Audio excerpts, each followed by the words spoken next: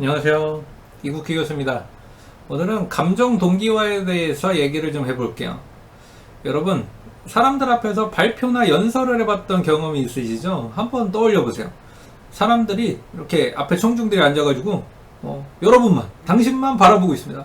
근데 여러분은 연설을 이제 딱 시작을 해요. 그리고 연설에 이제 집중하죠. 사람들 이렇게 보면서 연설에 집중해요. 근데 혹시 당신이 연설에 집중하고 있는 그 순간, 여러분 얘기를 듣는 사람들의 머릿속에서는 어떤 일이 벌어지고 있을까? 이거에 관심을 가져본 적 있어요? 프린스턴 대학의 연구진이 관심을 가졌던 게 바로 이거예요. 연설을 듣는 사람들의 뇌에서 어떤 일이 벌어질까? 그래서 실제로 실험 참가자들을 좀 모았습니다. 프린스턴 대학에 다니는 이렇게 사람들을 좀 모았어요. 그리고 MRI라는 이 뇌 촬영 기계가 있거든요. 의학 장비죠, 사실은. 근데 이제 심리학 실험, 뇌과학적 연구에도 많이 쓰이는 도구가 됐어요, 이제는. 그래서 이렇게 MRI에 들어가게 한 다음에 들어간 상태에서 정치인의 연설을 듣는 거예요. 네. 사실 그 MRI 안에 들어가면 이렇게 화면도 때론 보일 때도 있고 이렇게 장치를 실제로 이렇게 해놓을 때가 있거든요. 그래서 정치인의 연설을 이렇게 듣게 해요. 그리고 정치인의 연설을 듣는 동안에 뇌 안에서 어떤 일이 생기는지를 측정을 해줬습니다. 한번 정치인의 연설을 듣는 동안에 뇌에서 이렇게 막 활성화, 비활성화 패턴들이 나타나거든요. 그거를 한번 측정을 한 거예요. 자, 근데 정치인의 연설에서 조건이 좀 있는데 설득력이 되게 높은 연설이 있고요. 그러니까 그 사람에게 설득력이 되게 높은 연설, 그 다음에 설득력이 되게 낮은 연설이 이렇게 있었거든요. 누가 봐도 참 이게 맞는 얘기야, 맞는 얘기야. 고개가 끄덕끄덕해지는 연설이 있는가 하면은, 아니야, 이렇게 계속, 도리도리 하게 되는 연설이 있었단 말이에요. 자, 그때 우리 뇌에서 그걸 듣는 그 청중이죠. MRI 안에 지금 들어가서 듣고 있는 그 청중의 뇌에서 어떤 일이 벌어졌느냐. 참가자들이 연설을 듣는 동안에 활성화된 뇌 부위가 연설을 하는 사람의 뇌 부위와 이렇게 30%가 이렇게 일치하게 됩니다.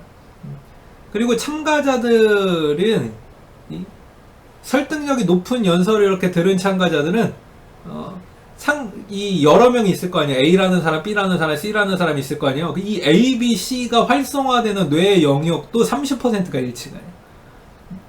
그리고 이 참가자들의 어떤 두뇌에서 감정센터라는 게 있거든요. 우리 뇌의 이 편도체라는 부분인데, 이 그림에서 보면은 여기 아미그달라라고 써있는 부분 있죠.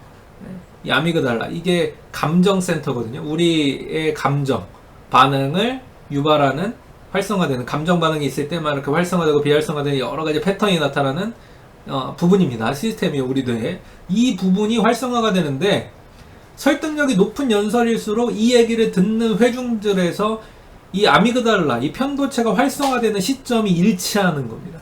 그러니까 A라는 사람이 활성화되는 그 시점이, 예를 들면 그 연설이 시작한 지 3분이었다면은 B라는 사람에게도 이 아미그달라가 활성화되는 시점이 연설이 시작된 지 3분 만에 같이 활성화가 아마 되는 거예요. 그러니까 C도 3분, D도 3분, 이런 식으로 활성화 시점이 일치합니다. 그러니까 뇌에서 동일한 일이 일어났다는 얘기죠. 무슨 말이에요? 설득력이 높은 연설은 많은 사람이 동일한 감정을 느끼게 만들었다는 거예요.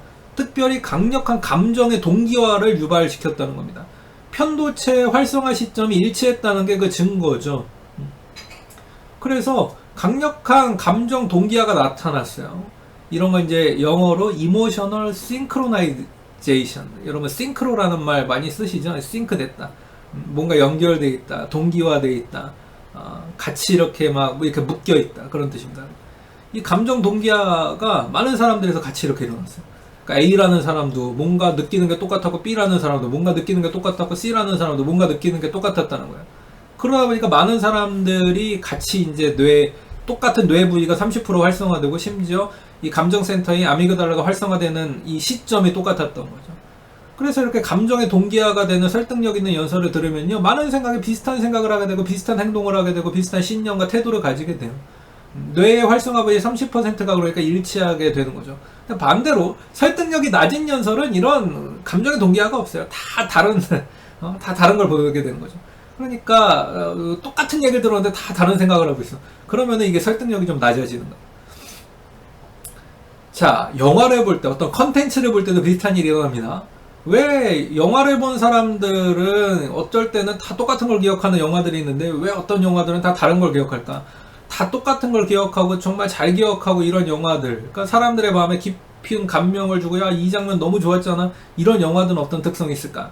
이걸 확인하기 위해서 이스라엘의 와이즈만 과학연구소에서 연구를 또 해봤습니다. 역시 실험 참가자들을 모아서 MRI에 들어가겠어요.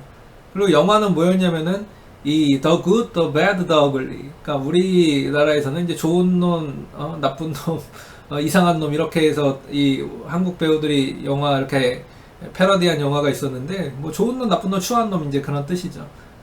그리고 우리나라에서 이게 이제 원 제목이 이 영화가 그대로 이제 들어왔을 때는 근데 좋은 놈, 나쁜 놈, 추한 놈이라고 번역돼서 들어오지 않았고 석양의 무법자 이렇게 해서 들어왔던 영화인데요. 이 영화를 이제 MRI 안에 들어가서 보는 거예요. 보는 동안에 뇌의 활성화를 이렇게 측정하고 기억나는 장면을 물어봤습니다. 역시 참가자들이 공통적으로 기억하는 장면이 크게 4가지라는 걸 알게 됐는데 4가지 유형이었다는 얘기예요. 첫 번째, 스토리에 어떤 놀라운 반전이 생길 때 반전, 그러는 장면을 잘 기억했어요. 두 번째, 뭔가 이렇게 액션도 이렇게 가미된 영화다 보니까 막 큰 폭발이 있고 막 그러거든요. 그런 장면. 예. 그리고 세 번째 장면은 막 대규모 총격전, 다다다다, 이런 대규모 총격전이 있었던 장면. 네 번째 장면은 총격과 폭발이 막 함께 있는 장면. 이런 걸 잘 기억했어요. 그런데 이 네 장면의 특징이 뭐냐? 뇌과학적으로 아까 뇌 찍어봤잖아요. 그래서 뇌 찍어봤을 때 이 네 장면의 특성이 뭐냐? 예, 아까 그 설득력 있는 연설하고 똑같아요. 네 장면 모두 강력한 감정의 동기화, 이모셔널 싱크로나이제이션이 일어났습니다. 네 장면 모두 편도체와 해마가 강력하게 활성화됐어요. 자, 여기 보세요. 여기 요 부위가 이제 아미그달라 히포캄퍼스인데 여기 아미그달라, 아까 사실 말했었죠. 감정센터예요. 근데 이게 감정센터이기도 하지만 기억도 자극하거든요. 그리고 이 감정센터 바로 옆에 실제로 기억을 형성하는 것에 중요한 히포캄퍼스, 해마라는 부위가 있습니다. 물론 이 두 부위만 뭐 감정과 기억에 관여하는 건 아닙니다만 우리 뇌에서 굉장히 이 감정과 어떤 기억을 형성하는데 중요한 역할을 하는 부분이죠.